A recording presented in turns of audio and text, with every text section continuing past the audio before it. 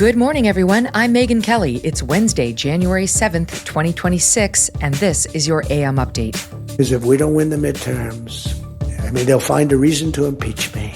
President Trump has a warning for his GOP House colleagues as lawmakers gear up for the midterm election season. Republican Congressman Doug Lamalfa unexpectedly passes away. We need Greenland from a national security situation. It's so strategic. The Trump administration accelerates its push to acquire Greenland one way or another. And the Department of Homeland Security surges 2,000 agents to Minneapolis and St. Paul following rampant fraud allegations among the Somali community. All that and more coming up in just a moment on your AM Update. A new year means new financial goals, like making sure your savings are secure and diversified. Will this be the year you decide to talk to someone from Birch Gold Group? They use an educational approach with a deep understanding of macroeconomics. There are forces pushing the dollar lower and gold higher, which is why they believe every American should own physical gold. So until January 30th, if you're a first-time gold buyer, Birch Gold is offering a rebate of up to $10,000 on qualifying purchases. To claim eligibility and start the process, you just text MK to the number 989898. Birch Gold can help you roll an existing IRA or 401k into an IRA in gold, and you are still eligible for a rebate of up to $10,000. Consider making right now your first time to buy gold and take advantage of a rebate up to $10,000 when you buy before January 30th. Text MK to the number 989898. Claim your eligibility today. Again, text MK to 989898. President Trump yesterday delivering a start-of-the-year pep talk to House GOP members as the 2026 midterm season is officially underway. The president openly acknowledging a hard political reality. The party in power almost always struggles in the midterms following the presidential election, often stalling the president's agenda. Rather than downplaying the risk, President Trump framing it as an opportunity to make history, arguing that his first year in office has created momentum he believes can lead to victory if Republicans deliver on core priorities. And I want to wish everybody a happy new year, the most successful House Republican majority in decades, and we did it with not a big majority. So together we had 12 months of unprecedented success in 2025, and now we're going to make history and break records with the epic midterm victory that we're going to pull off. It just doesn't seem to happen for people that win the presidency. It's an amazing phenomenon, and we sure as hell are having a successful presidency, I will say that. But even if it's successful, they don't win. I don't know what it is. There's something psychological. President Trump urging lawmakers to focus on reminding voters of critical White House wins, like securing the border and delivering most favored nation drug pricing, which lowers the cost of prescription medications. Mr. Trump also imploring House members to bring a vote on federal voter ID legislation. But we have to have voter ID. And when you confront a Democrat about voter ID, like in a debate or something, they're very embarrassed when they say, we want voter ID, voter identification. The only reason somebody doesn't want that is because they want to cheat. Our elections are crooked as hell. And you can not only win elections over that, and not only win future elections, but you'll win every debate because the public is really angry about it. And you ought to pass the SAFE Act, or whatever you're going to call it. Are we going to SAVE Act or the Save America Act? I think we're going to change the name a little bit. You're going to put that up for a vote? I think everybody in this room certainly should do it. And it's a bad vote for them. But when somebody says, no, we don't want voter ID, that means they're crooked. And the public understands it. You win elections with that. Concerns about election integrity growing in recent years, fueled by COVID-era changes to voting procedures, including expanded mail-in balloting. As of now, each state sets its own requirements, deciding what, if any, ID is required to cast a vote. The SAVE Act would require voters to provide proof of U.S. citizenship in order to vote in federal elections, rather than simply attesting to being a citizen. The president concluding his remarks with a warning about what's likely to come if Democrats retake the House. You got to win the midterms, because if we don't win the midterms, it's just going to be, they'll find a reason to impeach me. I'll get impeached. They are mean and smart. But fortunately for you, they have horrible policy. We have great, solid, common sense policy. They have horrendous policy. What they do is they stick together. They never have a no vote. They impeached me. I never knew I was going to be impeached. I get a phone call. You just got impeached. I said, what does that mean? It took them 10 minutes. They impeached the president of the, who did a damn good job. I rebuilt our military, Space Force. I got everything. I did a lot. They impeached me for nothing, twice, for nothing. Some Democrats, including U.S. Congressman from New York, Dan Goldman, this week calling to impeach the president over his arrest of Nicolas Maduro. A few Democrats also pushing last year to impeach Secretary of War Pete Hegseth for ordering strikes on alleged drug vessels. House Minority Leader Hakeem Jeffries at the time saying he did not back the effort as Democrats did not control the House. The midterm election is set for Tuesday, November 3rd. U.S. Congressman from California, Republican Doug Lamalfa, passing away unexpectedly yesterday at age 65. The Butte County Sheriff's Office in Northern California responding to a 911 call from his home in Richvale on Monday night. Politico reporting the congressman suffered an aneurysm and a heart attack after being taken into emergency surgery. Republicans close to Mr. Lamalfa reportedly unaware of any prior health issues and shocked by the sudden passing of their colleague. The Butte County Sheriff's Office releasing a statement, quote, in accordance with standard protocols, the coroner's unit is conducting an investigation to determine the cause of death. The congressman, a fourth-generation rice farmer, sat on the Transportation and Infrastructure Committee, Agriculture Committee, and Natural Resources Committee.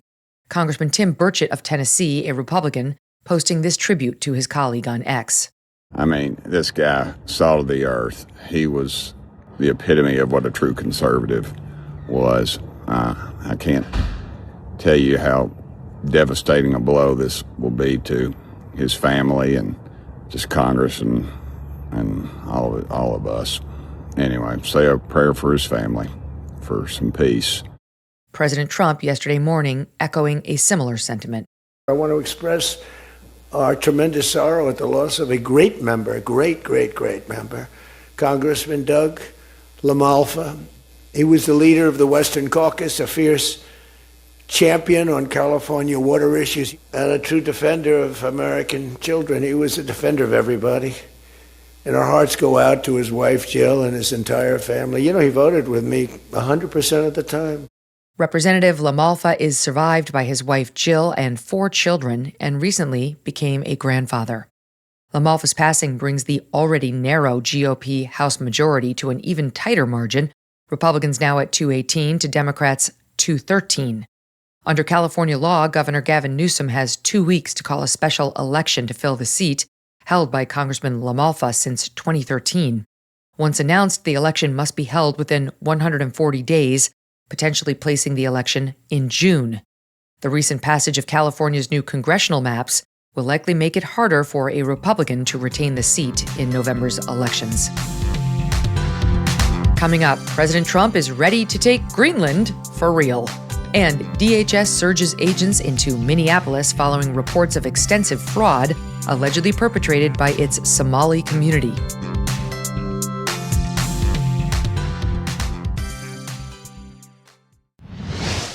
I've been talking a lot about Riverbend Ranch because I love their steaks. They have some spectacular beef bundles that are wonderful gifts to friends and family. Their prime rib roast and other bundles are only available while supplies last, and they are going fast. For the last 35 years, Riverbend Ranch has been creating an elite Angus herd by using ultrasound technology to identify genetically superior cattle with a focus on flavor and tenderness. They only use the top 1 or 2% of the entire Angus population as their breeding stock, producing beef that has much more flavor and tenderness than your average Angus beef. All Riverbend Ranch cattle are born and raised in the USA, and the beef is processed right at the ranch in their award-winning USDA-inspected processing facility. You avoid the costly middlemen because the beef is sent directly from Riverbend Ranch to your home. Order from riverbendranch.com and use the promo code Megyn for $20 off your first order. Let me know what you think. That's riverbendranch.com, promo code Megyn. Fresh off a daring U.S. military raid plucking Venezuela's leader Nicolas Maduro and his wife Celia out of their bedroom inside a secure facility, President Trump announcing last night that he will be bringing some 30 to 50 million barrels of Venezuela's oil to the United States and selling it. The president saying the oil will be sold at market price and that the proceeds will, quote, be controlled by me as President of the United States of America to ensure it is used to benefit the people of Venezuela and the U.S. The Wall Street Journal reporting that Mr. Trump will meet with representatives from Chevron, ConocoPhillips, and ExxonMobil, among others, at the White House Friday to, quote, discuss making significant investments in Venezuela's oil sector. President Trump has his eye not only on Venezuelan oil, but also on Greenland.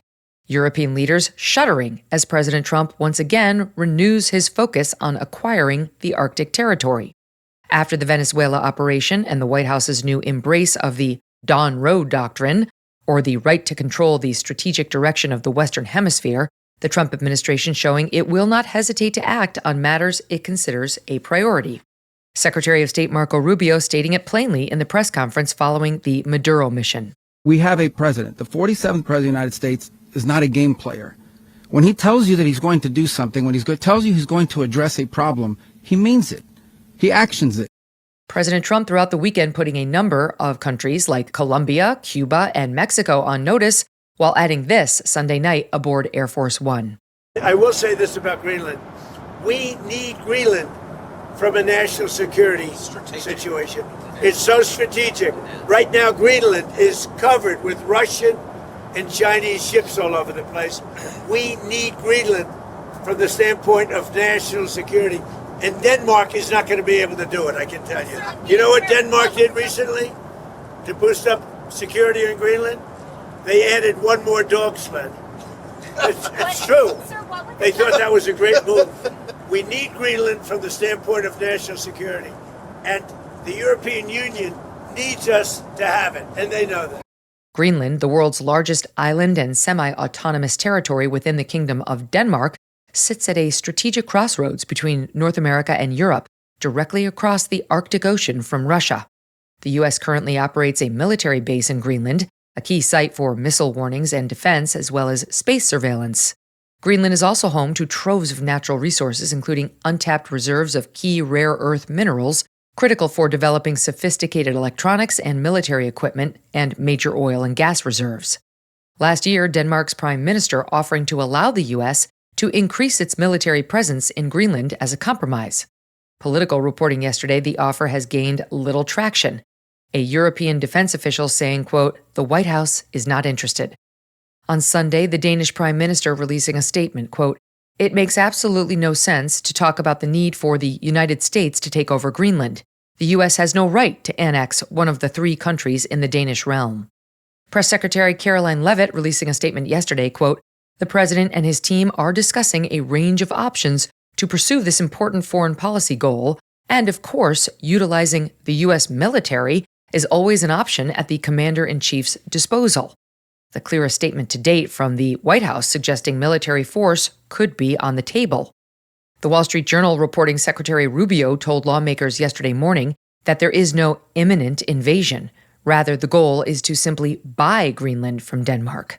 One official telling Reuters a number of ideas are in consideration, including purchasing the territory or forming what's known as a compact of free association with Greenland's government. The U.S. has similar agreements with several other small island nations, allowing them to retain sovereignty while the U.S. controls their defense policy and provides financial assistance. Denmark and Greenland yesterday requesting a meeting with Secretary of State Marco Rubio, yet another job for the busy top diplomat. 2026 off to an exciting start. The Department of Homeland Security conducting its largest operation ever in Minnesota. On Sunday, DHS surging 2,000 additional ICE and Homeland Security investigations agents focused on transnational crimes to Minneapolis and St. Paul. The influx coming after weeks of reporting on what some are calling the largest fraud scheme in history, allegedly perpetrated largely by members of Minnesota's Somali community.